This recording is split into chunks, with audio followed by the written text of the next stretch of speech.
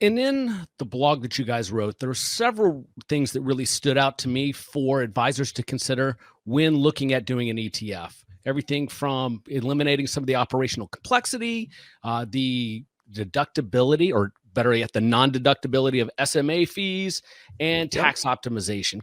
Could you walk us through why those are so important to consider?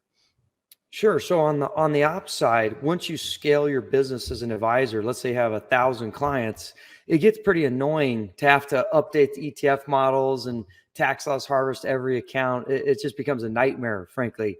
Whereas if you had a way to transition those portfolios into a single ETF structure, now the only thing you really need to do on an operational side is just buy and sell this ticker. And then all that complexity of tax management, tax optimization, client portfolios move around gets outsourced basically to the ETF operator, which is awesome. So that's operational efficiency. And then as far as the tax deductibility, so unfortunately, and this could change obviously, but in the latest tax bill, the deductibility of financial advisor fees is exactly zero. You can't deduct them. So whenever you pay 1% to your advisor, that 1% is, you don't get a tax deduction on that. So it's a straight up 1%.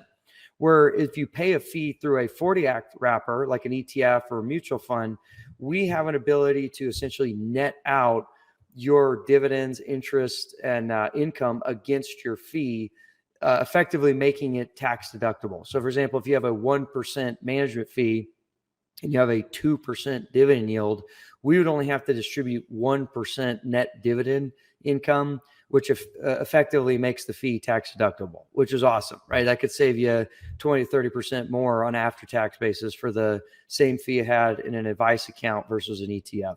And then, but really the big one is the ETF wrapper itself. As many people are aware, if you have a strategy that has a lot of tax leakage because you're trading, ETFs back and forth or individual securities within the ETF wrapper, because we can essentially clean out capital gains, you can do your active strategy and we don't have to ever distribute capital gains to your client, which is awesome. Basically, get a compounding tax deferred machine.